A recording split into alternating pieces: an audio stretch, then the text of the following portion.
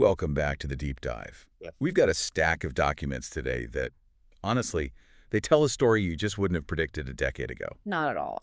It's about two places on opposite sides of the world. Yeah. I mean, totally different cultures, different histories, but they've ended up in the exact same boat. Mm. And now, as of early 2026, they are rowing that boat in a direction that is making some very, very big global powers. Yeah. Pretty nervous. We're talking about Hargeisa and Taipei. Somaliland and Taiwan. It is, and I don't think this is an exaggeration. Arguably the most fascinating, unlikely friendship in geopolitics right now. It really is. And our main source today, our guide for this, is a report titled The Hargeisa-Taipei Axis. Mm-hmm. It brings us right up to speed, January 2026. Right. And the mission here for you is to understand how two governments that most of the world pretends don't even exist are actually building whole new kind of diplomacy. They're not waiting for an invitation to the UN. They're just building their own table. That's the perfect way to put it. Because usually, when we talk about unrecognized states, you think of these frozen conflicts, places that are barely functioning. Yeah, basket cases, almost. Exactly. But Somaliland and Taiwan are different. They function, they have currencies, they have armies, elections, tax systems. They just lack that one thing. The official stamp of approval. The birth certificate from the international community. Yeah. Which creates this really bizarre paradox for anyone on the ground. You can fly there, you can do business, catch a cab, buy a coffee. But legally, if you look at that big map at the United Nations, you're kind of nowhere. You're in a gray zone. Exactly. And that shared invisibility is what created this axis. A strategic alliance of the unrecognized. That's it. They realized, look, if the traditional powers, the US, China, the EU, are going to keep us in diplomatic limbo, fine. We'll just create our own legitimacy loop. And what we're seeing now in 2026 is that this has moved way beyond just, symbolic handshakes. Oh, way beyond. This is about hard security. It's about energy and the really fundamental plumbing of how a state actually operates. Okay, so let's get into the timeline. Because this didn't just happen overnight. The source material points us back to 2020. That seems to be year zero for this. Right. 2020 was the test phase. That's when they set up these mutual representative offices in each other's capitals. And representative office is diplomatic code, right? It's total code. It's what you do when you can't call it an embassy because you don't officially recognize each other as countries yet. It's the we're just friends phase of international relations. Pretty much. And it was seen as really risky back then, especially for Somaliland. China has so much influence in Africa. Opening a door to Taiwan is usually a fast way to get that door slammed in your face by Beijing, but they did it anyway. They planted the flag. But the report really emphasizes that these offices didn't just stay as, empty gestures. Not at all. Over the last 5 years, they turned into actual operational hubs. But the real explosion, the reason we're doing this deep dive today, happened very recently. Late 2025 into right now. The whole landscape it shifted completely. And the catalyst, funnily enough, came from a third party. Oh, interesting. In December 2025, Israel officially recognized Somaliland. That's massive for a country in the Horn of Africa to get recognition from a major Middle Eastern power.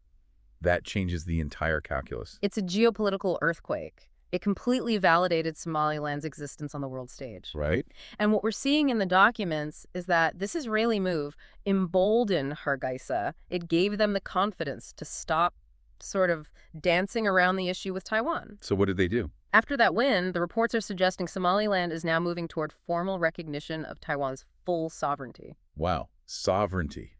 That's the word that usually sends diplomats running for cover. It's the third rail. Most countries, even the U.S., have to use such careful language around Taiwan to avoid a complete meltdown with China.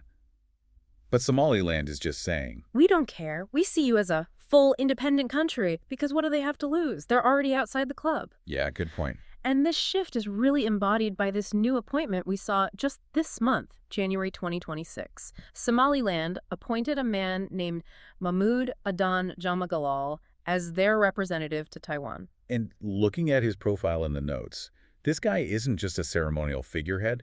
He's not there to cut ribbons. Not at all. His background, his mandate, it's very specific. He is there to work on financial systems, on trade architecture, on modernization. So this is about nuts and bolts. Exactly. When you send someone with that kind of portfolio, you're not looking for photo ops. You're looking to integrate your economies. He's there to figure out how to get Somaliland's banking system talking to Taiwan's banking system. It's a real shift from, say, solidarity to utility. It's saying, okay, we're friends. Now how do we make money together? Which brings us to the part of the report that, for me, was the most surprising, this hard power component. Mm-hmm.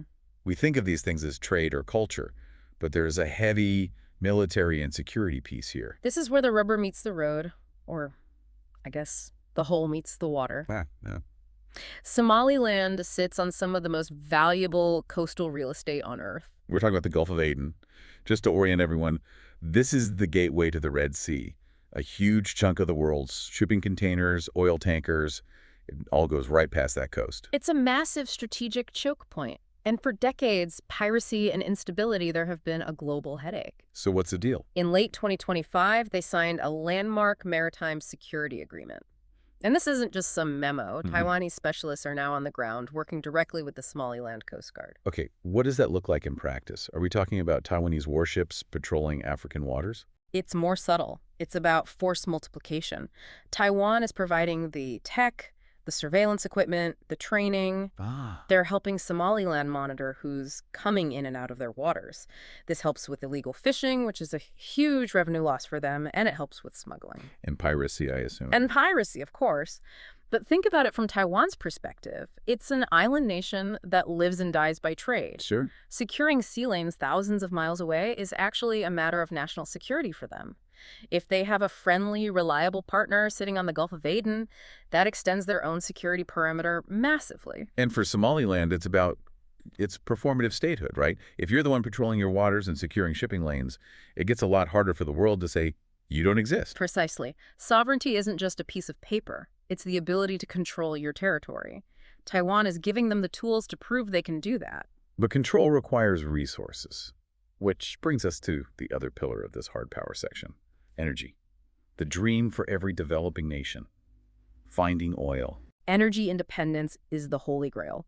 And this is where the partnership gets really commercially interesting. We're talking about a company called CPC Taiwan. That's the Taiwanese state-owned energy company. That's the one. Now, usually the big oil majors, your Exxons, your Shells, they're really hesitant to drill in unrecognized territories. The legal contracts are a nightmare. Right.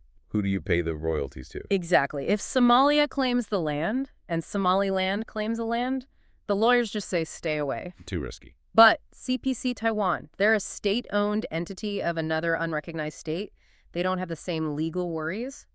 As of early 2026, they've moved from just looking at charts to active hydrocarbon exploration. So they are actually drilling. They are out there hunting for reserves. And if they find commercially viable oil or gas, the impact for Hargeisa is astronomical. It's not just the money, it's that term you see again and again in these documents. Self-reliant. Self-reliance. It has to be their goal. Somaliland can't go to the IMF or the World Bank for a big loan. They don't have access. They have to generate their own wealth. And if Taiwan helps them do that, Somaliland stops needing aid and starts being a self-sustaining economy. That's the ultimate form of legitimacy. It creates a perfect closed loop.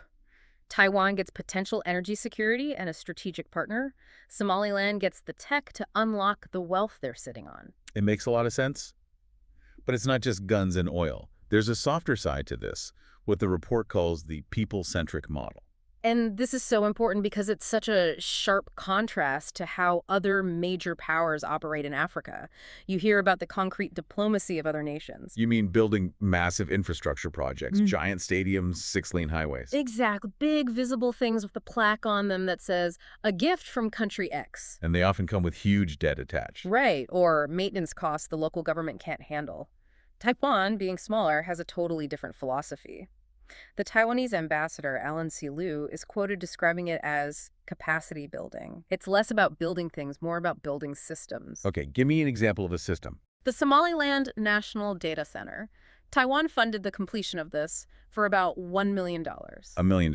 Now, in the world of foreign aid, let's be honest, that's a rounding error. It's tiny. Yeah. So why does the report highlight this as a key success? Because of what it does. A national data center it's the brain of a modern government. How so? It houses birth records, land deeds, tax information, citizen IDs. If you are a state trying to prove you're a state, having that digital backbone is absolutely essential. You can't tax people if you don't know who they are. You can't sell land if you can't prove who owns it.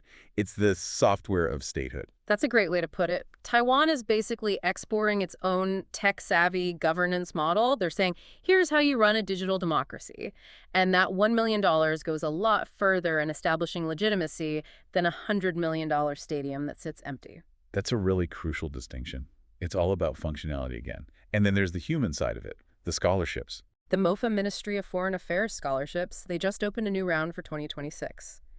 And the number that jumped out at me was 180. 180 Somaliland students have been trained in Taiwan. Flown to Taiwan, trained in their universities, and this is the crucial part, they usually go back. So you now have 180 young people in Somaliland who speak Mandarin, who understand Taiwanese culture, who are trained as engineers, doctors, policy experts. And they're now entering the workforce in Hargeisa.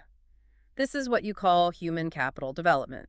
In 20 years, the Minister of Health, the CEO of the biggest telecom company, there's a good chance they'll be an alumnus of this program. That creates a bond that is incredibly difficult to break. You can default on a loan. You can't default on your education. It's soft power in its most durable form. It creates a generation of elites who see Taiwan not just as a donor, but as a second home. It's planting seeds that will grow for decades. Okay, so we've got the timeline, the hard power, the soft power. It all sounds like this perfectly constructed alliance, but we have to zoom out. This isn't happening in a vacuum. No, it is not. There are other people in the room, and they are not happy about this engagement party. No, they're not. Welcome to the geopolitical pressure cooker. And you have two main opponents here, Somalia and China. And their opposition is rooted in almost the exact same logic. It's almost identical. It's this concept of the one state. Right. Mogadishu holds the position of one Somalia. They see Somaliland as a breakaway province, not a country. Beijing holds the position of one China, seeing Taiwan as a breakaway province. So when Somaliland and Taiwan shake hands... It's a double provocation. It triggers the insecurities of both Mogadishu and Beijing at the same time. Exactly. And the report notes they're actually coordinating because of it. Mogadishu has recently aligned its rhetoric perfectly with Beijing's, saying Taiwan is part of China. In exchange, China backs the One Somalia policy. They're trying to squeeze this Hargeisa-Taipei axis from both sides. Mogadishu frames it as a violation of territorial integrity. Right. They do. They say, you can't sign a treaty with a region of our country without our permission. And technically, under standard international law, that's the traditional view, Sure. They see any deal made by Hargeisa as illegal because, in their eyes, Hargeisa is not a sovereign capital. But Hargeisa obviously has a counter-argument. How do they justify it? Their argument is pragmatic. They say, look, we've been de facto independent for over 30 years. We have peaceful elections. We're a democracy in a very tough neighborhood.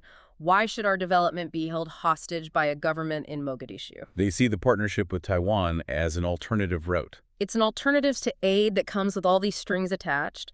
Hargeisa looks at Taiwan and they see a mirror.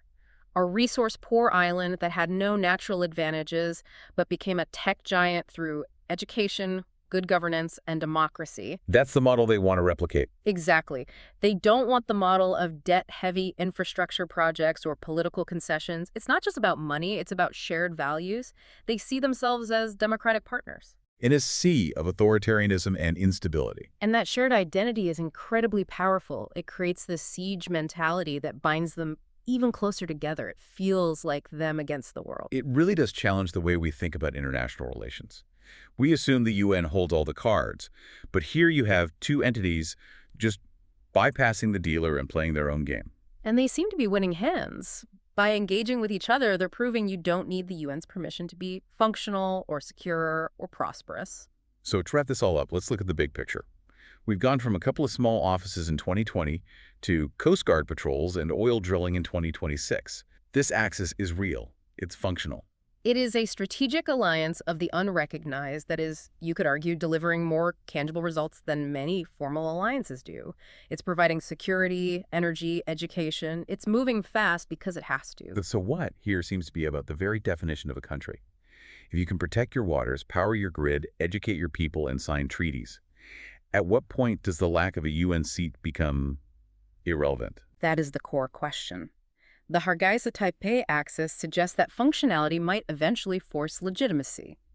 If you act like a state long enough and effectively enough, eventually the world just has to deal with you as one. You can't ignore the reality on the ground forever. And that leads us to our final thought for you, the listener, today. If this model works, if Somaliland and Taiwan successfully build this prosperous, secure reality without official recognition, could this become a blueprint? That's the really provocative idea. Are we going to see other disputed regions, all those places around the world, stuck in that same gray zone, looking at this and saying, why are we waiting for permission? Let's just start building alliances with the other outsiders. A global network of the unrecognized, trading with and protecting each other, completely outside the traditional system. It sounds like something from science fiction. But looking at this report, the blueprint is being drawn right now in Hargeisa and Taipei. Something to keep a very close eye on as 2026 continues.